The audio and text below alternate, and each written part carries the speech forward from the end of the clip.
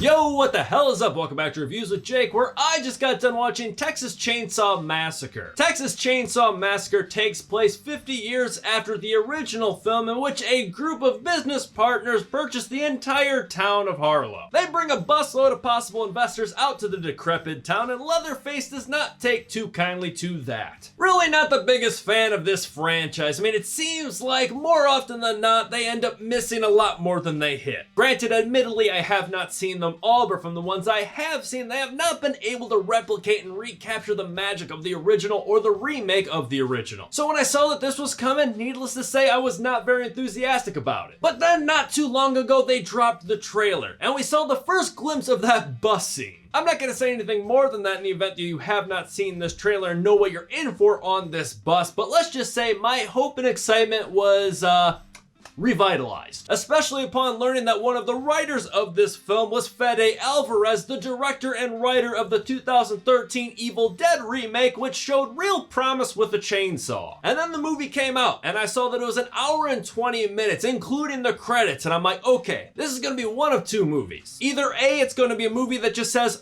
a plot, let's just go balls to the walls and kill the entire time. Or B, they're going to try and give us a plot, sacrificing that valuable runtime that could be spent on kills in a probably failed attempt at storytelling. Either route or any way you splice it, this is going to be a dumb as hell story, but the real question was it going to be any fun? Given the fact that this is 100% one of those movies, we're taking this in reverse. The cons for this movie start with the fact that this story is utterly ridiculous. This very well might be the most flimsy script and plot I have ever seen. Like, I honestly don't even know where to begin with it right now. Like, it's legitimately laughable. The whole reason that the characters are here, the way everything unfolds, just everything that happens in this movie is completely devoid of logic. The weather, the capabilities of people and weapons. I mean, frankly, it is a laundry list. I could keep going on and on and on, but one, I don't want to because one, kind of spoilers, and two, it's an endless list. If you watch this movie, you will laugh at how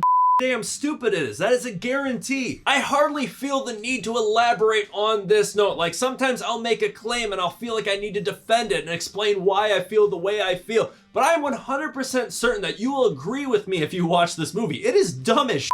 The internet can never agree on anything, but I boldly state that this is the thing, the foundation that will bring America together, the agreement that this is a fucking stupid movie. I mean, the characters, my god, they are just so stupid. Stupid long before anyone fires up a chainsaw. They're unlikable, they're entitled, they're inept, they're all weirdly rooted in unnecessary politics. Kind of like the Wrong Turn remake of last year. Like, all of the protagonists of the film are all like stereotypical left-wing people, and all the townsfolk in Texas here are all stereotypical right-wing people, and they shoehorn conversations with topics like gun control like it has some weird grand statement to make. The trouble is, I don't really feel like they knew what that statement was. Like, they were screaming at the top of their lungs, grabbing you by the shirt collar, saying they have something to say, and I don't think they knew what it was. The dialogue was so cringeworthy, saying dumb stuff left and right. The acting was awful. I feel like no one knew how to react to any situation that was happening. I was ecstatic to see that Alice Kreischer was in this film. I thought that was a really good move of putting her in a movie like this, being a member of Leatherface's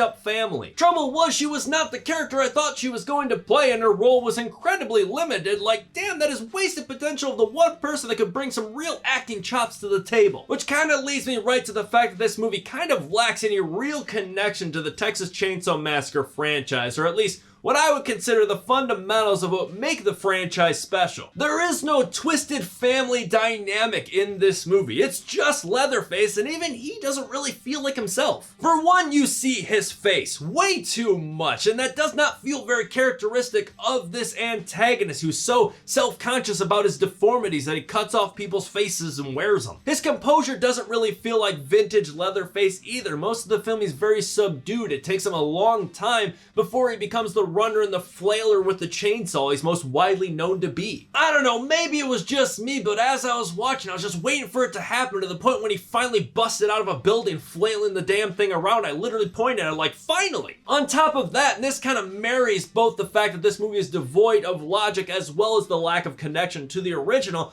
there's no way that this is the same Leatherface from the original film. The one survivor from the original film, Sally, comes back here, kind of like a Laurie Strode thing in Halloween, going, going on, coming back for revenge, and she says, I've been waiting 50 years for this moment. So, you know, in the first movie, she had to have been like, what, 20? So that makes her 70? And Leatherface, the same thing, if not older. 70 would be if Leatherface was 20 years old in the first film. If I look at that film, he seems a lot older than that, so it'd have to be like 70 or 80. I find it so hard to believe that all of the atrocities of this film are performed by a 70 to 80-year-old colossus of a man. Like, that in itself just paints a picture of how stupid this movie is. However, that being said, and almost a perfect segue of sorts, the violence in this film is simply a delight. I just mentioned that it's absurd that a 70 to 80-year-old man is doing the things that Leatherface does in this movie. But let me be clear, it's absurd if anyone of any age is doing the things that he does in this movie. Leatherface's strength, abilities, his stamina, endurance, even his chainsaw, everything has escalated to an 11, like to a cartoonish level. The very first violent thing he does sets the tone for the rest of the movie. Right when it happened, I'm like,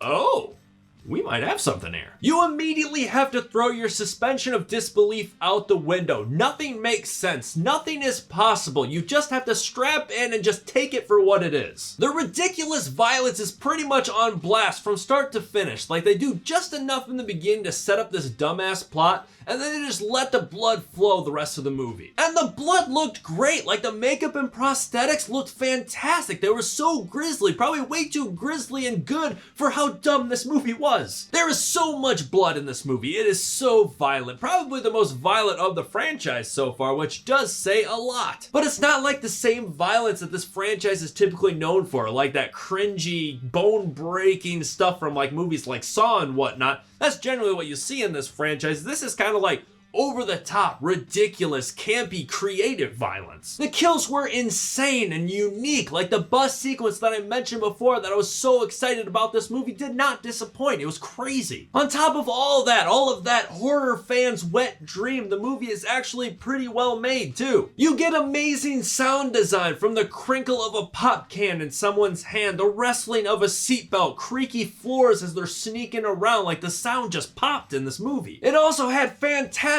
set and production design, this old abandoned town, the decrepit buildings. Every time they stepped inside one of them, it was a messy spectacle. And the vast open fields, both during the day and at night, were a nightmarish sandbox to set this bloodbath in. All in all, am I saying this is a good movie? Absolutely not. In fact, it is terrible, but is it really entertaining? Yes. It's one of those movies that you sit down with your friends, crack open a few beers, and laugh at it. It's almost a perfect bloody little power hour, actually. I'm going to give Texas Chainsaw Massacre a C+.